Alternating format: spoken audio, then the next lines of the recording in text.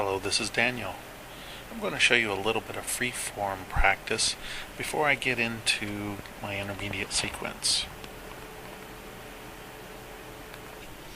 I think one of the first questions you have to ask yourself is, why do we train so much? The first answer to that is obviously safety.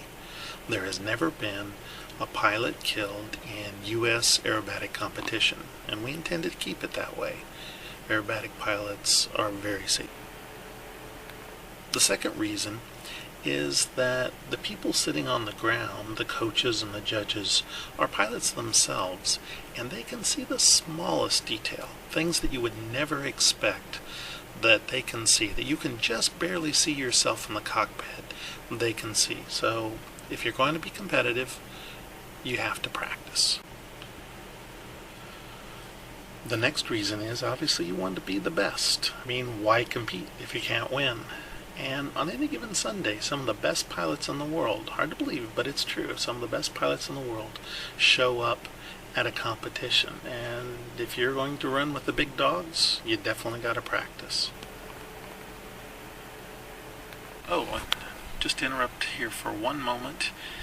This is my first attempt at doing a snap on a 45 up. This is a new maneuver for intermediates this year. Pull to the 45, let the airplane slow down. When it slows down, snap and stall, stall, stall, stall, stall, stall. Okay, gonna have to work on that one. What you cannot see unless you come hang out with pilots, especially competition aerobatic pilots, or maybe even go to a contest, is the camaraderie we share because we share common value. Flying, the thing we share, is an individual avocation, and so you might initially think that we wouldn't hang out together and enjoy each other's company, but we do. And by and large, you find that pilots are good, rational people. The reason that flying attracts the best sort of person is that flying takes an abstract practice, morality, and it makes it real to you, makes it real to the pilot. Every choice you make before and during a flight is an answer to the question of right or wrong, good or bad. And the answers determine the course of your flight and of your life. The people who are drawn to flying are people who enjoy experiencing their moral prowess and people who trust themselves to make good choices. So, with that preamble complete, let's see how this sequence went. There's the sequence we'll be flying. Look quick. Trying to get set up and find a spot to actually do some maneuvering in while staying away from the clouds. It's a little spotty today. There's areas of clear, but there are also some clouds. I think I've got an area spotted, so I'll turn away and do a quick seatbelt check here. Roll inverted. Overrolled that just a little bit and came back, didn't I? And bounced that a little too. All the maneuvers have to be good at this point. I have to always be right on top of the airplane. I want to make a little S-turn here and get lined up so that I can use the road in the valley as my reference on the ground to know that I'm staying well centered. There's the road. You can start to see right up above the wing, but also stay away from the clouds. Okay, some wing wags. This lets the judges know that my sequence is just about to begin. Right, we're going to pull back to level, and I'm going to look for a good spot to start the sequence. Drive it just a little further to the north here. Alright, pull to vertical.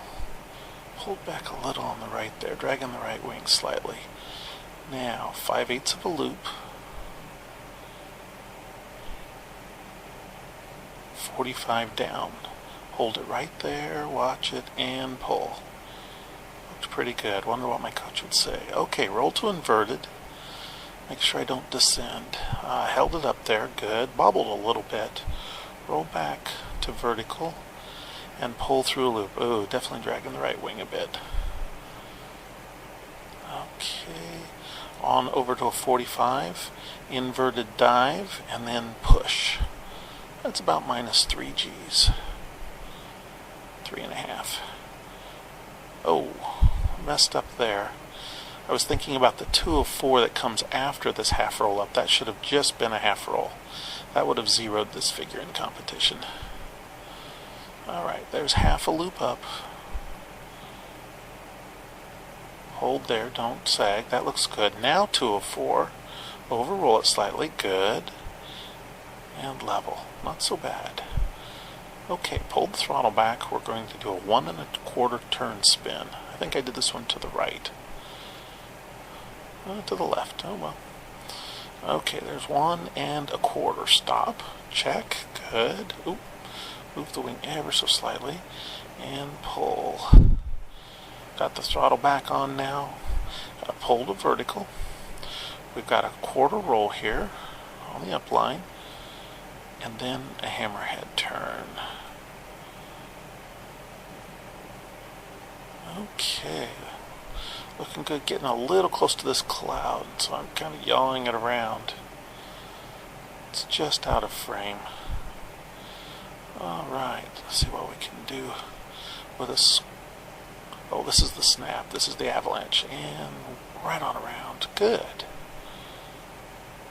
Nose was a little low at the end, and I came off heading again, trying to stay away from the clouds that are off to the right.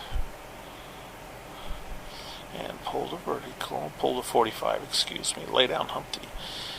Keep it slightly nose high, seems to help. On the inverted side, the coach likes it better. Now, pull, pull, pull, pull, pull. And 45 down, hold it there. And pull back to level. Now we have the square loop. Alright, pull to vertical. 1, 2, 3, dragging that wing over the top. 1, 2, 3, and pull down. 1, 2, and pull. Alright, really need a judge to tell me if that was square.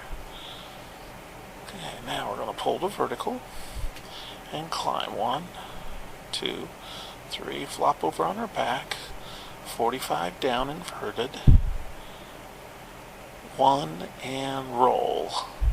And roll, and hold it down, and pull.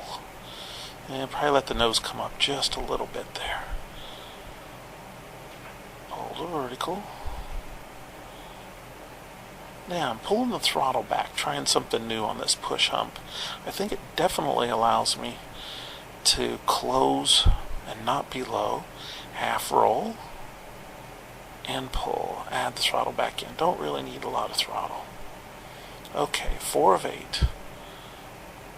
1, over rotated. 2, 3, 4. A little bit of bobbling. Don't descend. Inverted turns, a little steep. Don't climb.